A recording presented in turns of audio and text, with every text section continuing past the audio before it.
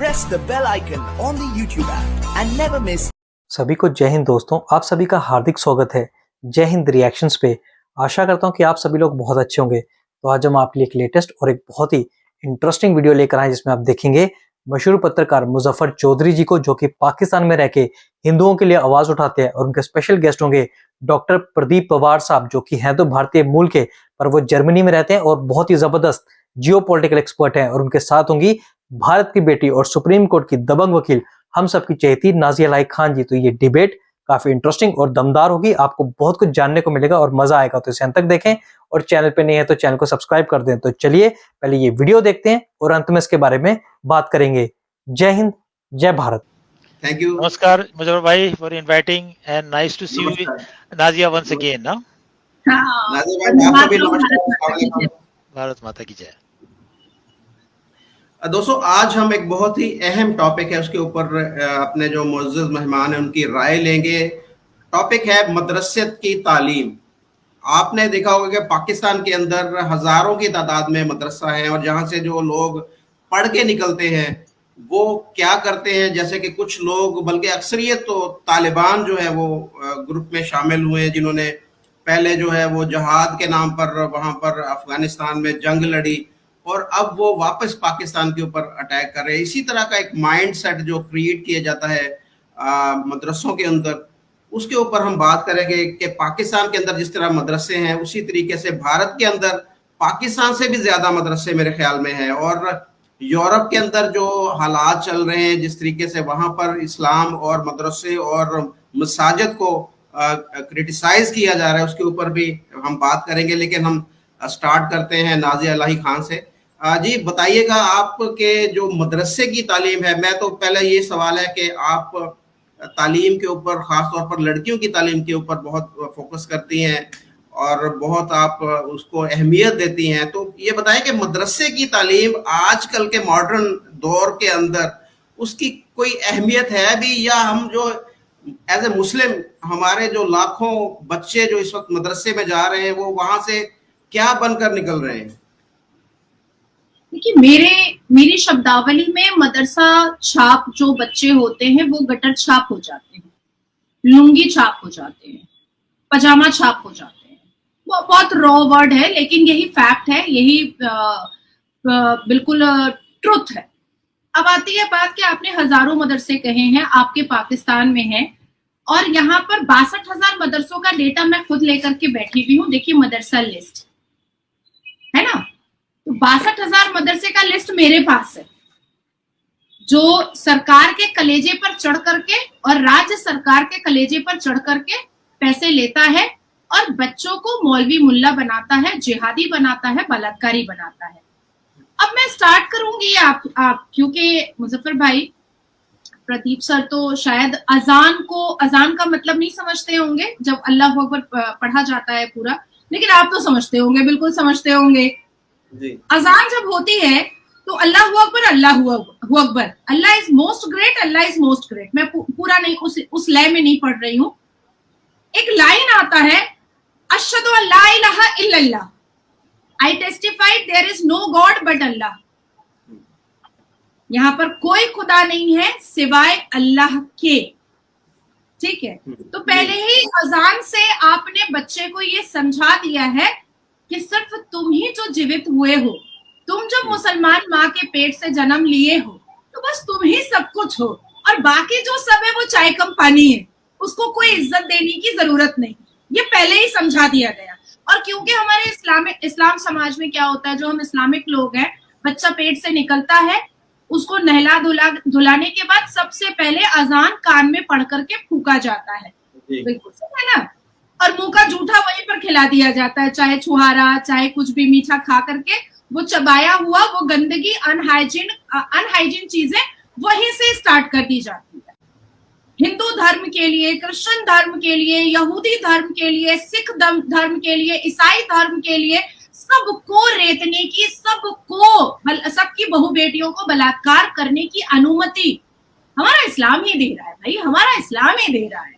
तो मदरसे से पढ़ने के बाद आपको क्यों ऐसा लग रहा है मुजफ्फर भाई कि एपीजे अब्दुल कलाम बन जाएगा? नहीं बनेगा। उस्ताद बिस्मिल्लाह खान बन जाएगा? नहीं बनेगा। नाजिया इलाही खान बन जाएगी? नहीं बनेगी। मैंने ला इलाहा इल्लल्लाह मुहम्मदुर रसूलुल्लाह पढ़ती हूँ, मैं अशहदु अन ला इलाहा इल्लल्लाह व अशहदु में पढ़ती हूँ, कुल औज़ु बिरब्बिल फलक में पढ़ती हूँ, कुल औज़ु बिरब्बिल नास में पढ़ती हूँ। लेकिन क्या ये पढ़ लेने से मेरे पास बीबीए एलएलबी की डिग्री आ जाती? क्या मैं देश के, भारत देश के सबसे बड़े कोर्ट सर्वोच्च न्यायपालिका में मैं प्रैक्टिस कर पाती? क्या मैं अल कुरान की बात को सही से समझ पाती? जबकि सारे मौलवी, मुल्ला, खारी, इमाम, चिश्ती सब यही कहते हैं कि इस्लाम नकल का काम है, अकल का काम नहीं है। तो जब इस्लाम पहले ही हमें नकलची बंदर बनाने की बात कर रहा है और अकलमंद बनाने की बात नहीं कर रहा है, तो मदरसे के अंदर अश्लीलता के नंगे नाच के अलावा हो ही क्या सकता है? क्या आपको मुजफ्फर भाई नहीं याद है, अब शायद बोलना भी नहीं चाह रहे होंगे, कि रमजान में आपके पाकिस्तान में मस्जिद के अंदर छोटे छोटे मेल बच्चों का बलात्कार मौलवी साहब किए हैं? मैंने आपके साथ ही एक सेशन किया था, एक एपिसोड किया था। उत्तर प्रदेश में एक गांव के मौलाना साहब रिजवान, वो उनके मस्जिद के अंदर वाले घर में बच्चियां पढ़ने के लिए आती थी और उनको बहुत शौक था, फैंटेसी था। जैसे हमारी फैंटेसी होती है, हम ग्रीस जाएंगे, हम क्वार्सिका जाएंगे, हम स्कूबा करेंगे, वैसे मौलाना साहब की फैंटेसी थी कि वो 9 साल, 6 साल, 10 साल, 12 साल की बच्चियों का बलात्कार करेंगे। ये उनकी फैंटेसी थी। तो मदरसे से निकलने के बाद गटर छाप, बेहुदा छाप, लफंगा छाप के अलावा और कुछ नहीं होता है। अच्छा, क्या वैसे जो माइंडसेट क्या है जो पेरेंट्स भेजते हैं अपने बच्चों को मदरसे के अंदर, अपने बच्चों को तालीम, वो दीनी तालीम दिलवाना चाहते हैं, या वो समझते हैं कि जो एक स्कूल और कॉलेज की तालीम है और मदरसे की तालीम है वो दोनों बराबर हो सकती है? देखिए मुजफ्फर भाई, सबसे पहले ये समझना पड़ेगा कि चुल्लू भर पानी में डूब करके उन वालदैन को मर जाना चाहिए जो वालदैन मुसलमान होते हुए भी अपने बच्चों को मदरसे में इस्लामिक और दीनी तालीम के लिए भेजते हैं। मैं अपने बेटे को दीनी तालीम देने के लिए इनफ हूं, मुझे किसी दाढ़ी टोपी वाले की जरूरत नहीं है। तो इसका मतलब है कि एक तरफ मुसलमान वालदैन जो पेरेंट्स हैं वो ये एक्सेप्ट कर रहे हैं कि वो अल्लाह के अल कुरान को सही से नहीं पढ़े हैं या जानते ही नहीं है कि 30 पारा के वर्सेस आयतों में, अरबा निस्फ सलासा में और सूरतों में क्या लिखा हुआ है, इसलिए वो मौलवी मुल्ला का सहारा लेते हैं। द सेकंड थिंग इज कि कई ऐसे मुसलमान फैमिली है और कई ऐसे मुसलमान नेता हमारे भारत में भी हैं जो ऐलानिया ये कहते हैं, जैसे अवैसी साहब अभी ड्यूरिंग लोकसभा इलेक्शन 2024 उन्होंने ऐलानिया कहा कि मुसलमान लड़के, नौजवानों, अपने खून को गर्म करो और देखो तुम्हारे साथ क्या हो रहा है, अपने खून में उबाल लेकर के आओ। मतलब उनको शिक्षा नहीं चाहिए, उनको तरक्की नहीं चाहिए, उनको नौकरी नहीं चाहिए, उनको सिर्फ तलवार उठाना है, सलवार पहनाना है, तलवार उठाना है और सलवार उतारना है। दैट्स इट, उनको यही चाहिए। तो कुछ ऐसी जिहादन माएं भी होती हैं और जिहादी मेंटालिटी के पिता भी, अब्बू जान भी होते हैं जो अपने बच्चों को इंटेंशनली इस्लाम के लिए, इस्लाम में खत्म होने के लिए जन्म देते हैं। गाहे बगाए हम ऐसे इंटरव्यूज देखते रहते हैं जो मुल्ला मौलवी का केस से पढ़ करके निकलता है, वो युवा क्या बोलता है, अरे हमारे लिए ये दुनिया कुछ नहीं है, ये यहाँ पर रहना कुछ नहीं है, हमारे लिए घर तो ऊपर है, ऊपर 72 वर्जिन औरों के साथ। तो मुझे ऐसा लगता है कि भारत की सरकार को एक ऐसा कानून लाना चाहिए कि जिनको भी इस धरती पे अपनी तरक्की के बारे में नहीं सोचना है या अपनी शिक्षा के बारे में नहीं सोचना है, उनको शूट करो और 72 वर्जिन हूर के पास भेजो। जी, पाकिस्तान की अगर बात की जाए तो पाकिस्तान में 40,000 के करीब मदरसा है और उनके अंदर क्या पढ़ाया जाता है, कौन पढ़ाता है और कौन पढ़ के वहां से क्या बन के निकलते हैं, ये हमारी गवर्नमेंट को कुछ पता नहीं। अभी हाल ही में कल का ये वाकया है कि पाकिस्तान के जो चीफ जस्टिस हैं काजी फाइज ईसा, उनके खिलाफ यहाँ पर कत्ल का फतवा जारी कर दिया गया है एक जमात की जानिब से कि उन्होंने एक जो फैसला दिया था वो उनको पसंद नहीं आया, किसी कादियानी को जो उन्होंने रिहा करने का हुक्म दिया था। तो ये एक माइंडसेट है जो कि आगे हमें बहुत ज़्यादा इन हालात के अंदर भी पाकिस्तान को पूरी मॉडर्न वर्ल्ड से दूर लेके जा रहा है। हमारे ऊपर लोग हंस रहे हैं कि ये आज भी कहाँ पर बैठे हैं। तो मैं बढ़ूंगा डॉक्टर प्रदीप पवार की जानिब। सर बताइएगा कि यूरोप के अंदर क्या हालात हैं, क्या जिस तरीके से हमारी बहन नाजिया अलाई खान ने भारत का बताया, मैंने पाकिस्तान का बताया, यूरोप के अंदर भी कुछ इस तरह के हालात बनने जा रहे हैं आगे। मदरसों के अंदर वहां भी कुछ इस तरह की तालीम दी जाती है, लोग वहां पर ऐसे हैं जैसे कि इस सब कॉन्टिनेंट में पाए जाते हैं। हाँ देखो, नाजिया बेटी ने तो बहुत क्लियरिफाई कुरान की आयतें पढ़ के बता दिया कि क्या सिखाया जाता है, और मैं इस पे 100% एग्री करता हूँ। यूरोप इतना डेवलप कंट्री होने के बावजूद भी यहाँ पर भी यही सिखाया जाता है। और आप अंदाजा लगाइए कि यूरोपियन एज ए कॉन्टिनेंट देखें तो इसमें करीबन 8 से 10 हजार मस्जिदें हैं, और यहाँ पर करीबन पूरे यूरोप को जिसमें मुस्लिम जो आबादी की कंट्री भी आते हैं, तो एस्टिमेट किया जाता है कि 35 to 53 मिलियन मुस्लिम कम्युनिटी रहती है। लेकिन मोस्टली जो रशियन रिपब्लिक्स हैं उसमें है वो सारे सुन्नी टाइप है, और टोटल पॉपुलेशन करीबन 8% के करीब मानी जाती है। और अगर आप जहाँ पर बिल्कुल मुस्लिम अलाउड नहीं है, जहाँ की वो तादाद बिल्कुल जीरो है, उसमें अगर आप स्लोवाकिया, हंगरी, लिथुआनिया, पोलैंड, चेक रिपब्लिक, माल्टा ले लें, वहां पर जो है ना तो मस्जिद है और ना ही मुसलमानों को एंट्री है।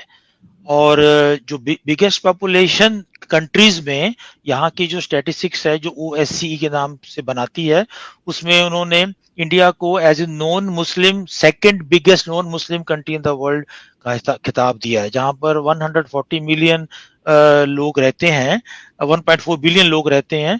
उसमें इंडिया जो है it is ranking about 225 million, यानी 25 करोड़ के करीब ऑफिशियल। तभी तो ये CAA को आने देते नहीं ना, ये हो सकते हैं 30 करोड़ भी हों। और जो कंट्री पाकिस्तान है वो और ये बांग्लादेश है, इंडोनेशिया है, ये माने जाते हैं सबसे हाईली पॉपुलेटेड मुस्लिम कंट्रीज। अब टर्की में चले जाओ, 199% है, पाकिस्तान में 98.8% है, 1.2 के करीब तो बाकी जातियों के लोग आते हैं। तो इन लोगों ने और कुछ सीखा ही नहीं है। इनकी जो कैरिकुलम है उसमें इस्लाम का एक अलग से इन्होंने चैप्टर रखा हुआ है।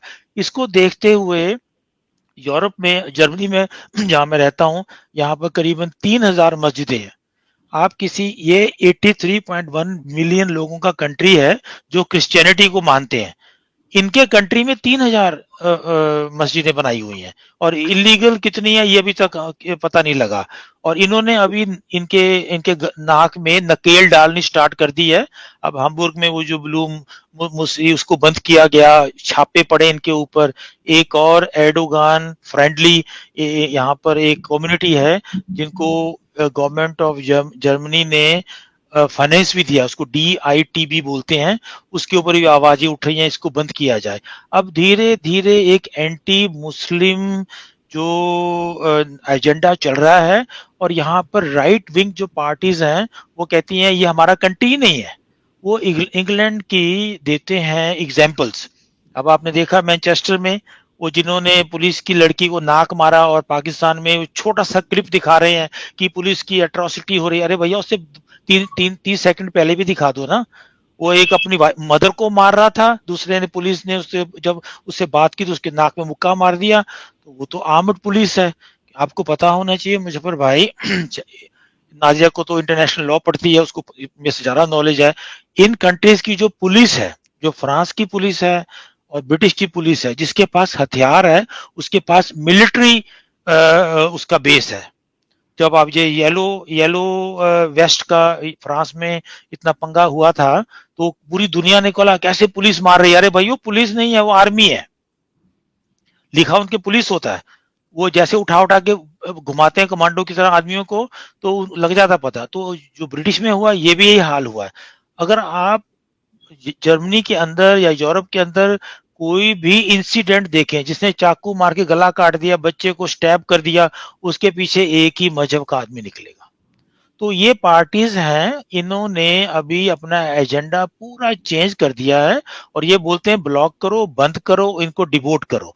हर रोज यहाँ से अफगानिस्तान, पाकिस्तान और सीरिया के लोग दोस्तों आशा करता हूँ कि वीडियो को आपने अंत तक देखा होगा और पाकिस्तानी पत्रकार और भारतीय एक्सपर्ट्स के बीच में ये जबरदस्त डिस्कशन और डिबेट आपको काफी पसंद आई होगी और इस वीडियो में आपको बहुत कुछ जानने को मिला होगा। तो ये वीडियो अगर आपको पसंद आई है इसे लाइक और शेयर जरूर कर दें और अपने विचार हमें कमेंट सेक्शन में लिखकर जरूर बताएं और एक बार फिर चैनल पे नहीं है तो चैनल को सब्सक्राइब कर दें और इस वीडियो का सेकंड पार्ट हम जल्दी आपके लिए डाल देंगे, आप उसे भी जाके जरूर देखें। तो चलिए फिर मिलेंगे ऐसे किसी जबरदस्त इंटरेस्टिंग और नॉलेजेबल वीडियो में, तब तक अपना ध्यान रखिए।